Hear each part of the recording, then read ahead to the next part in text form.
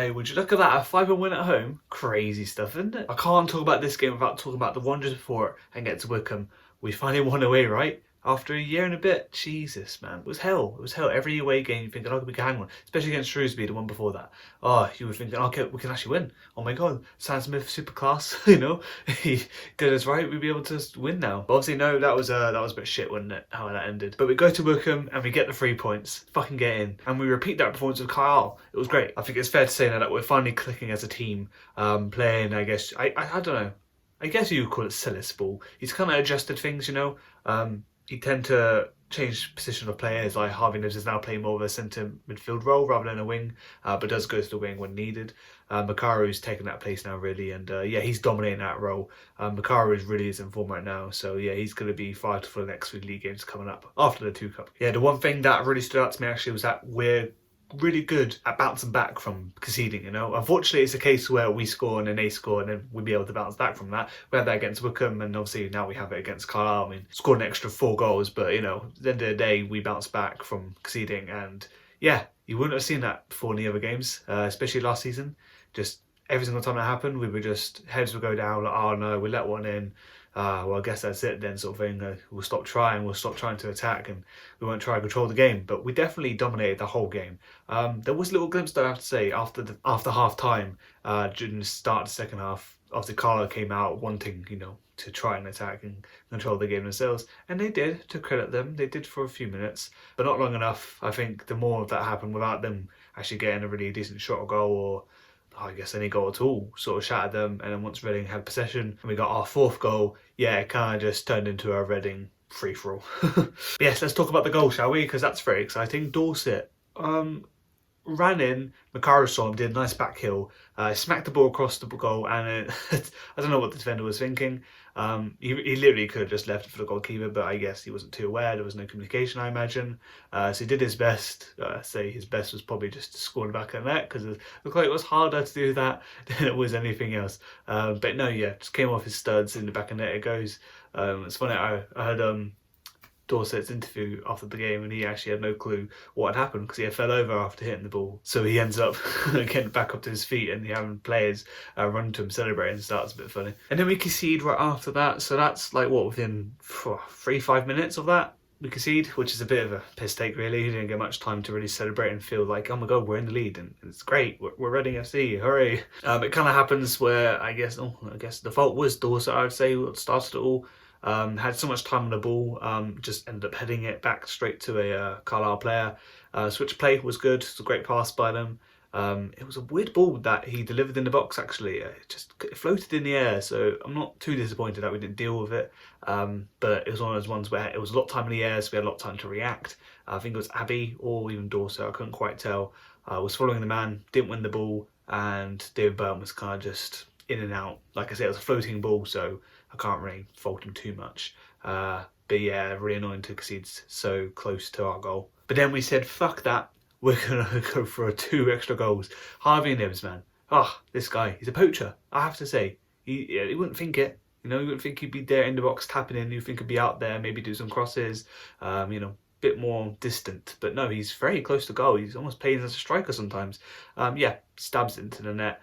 Kind of a clumsy goal, really. It was as he's hitting the ball in, goalkeeper kind of spills it, I guess, I think it was.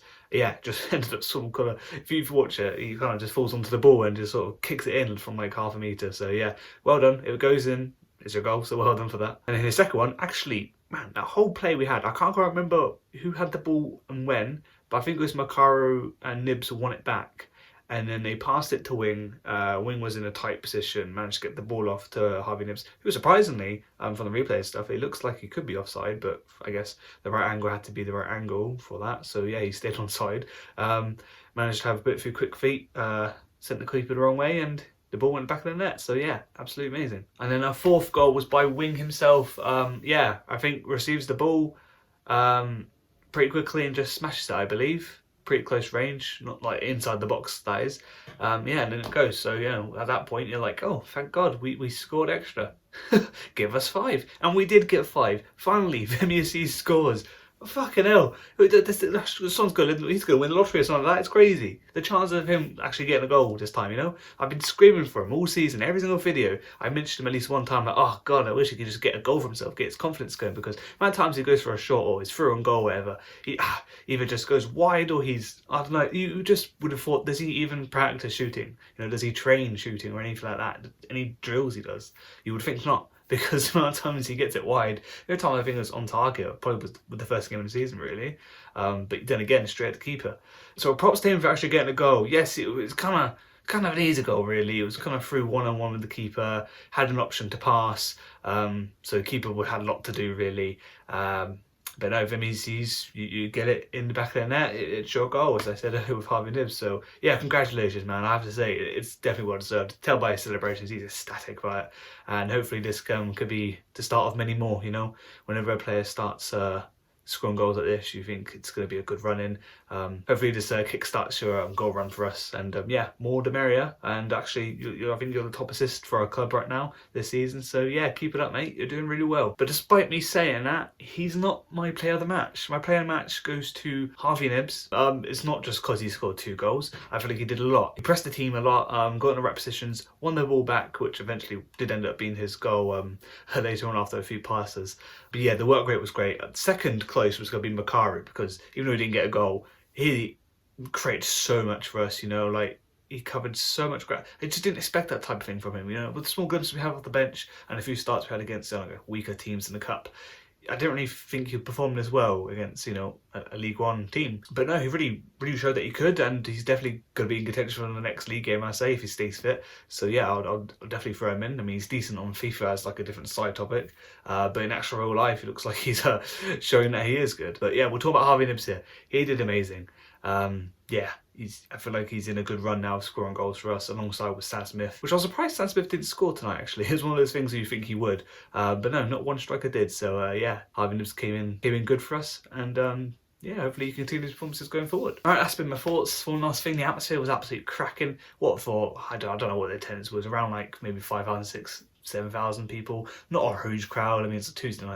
I was freezing my arse off. Don't usually drink hot chocolates a lot, but I had one before I came out to the game, just to try and warm myself up with.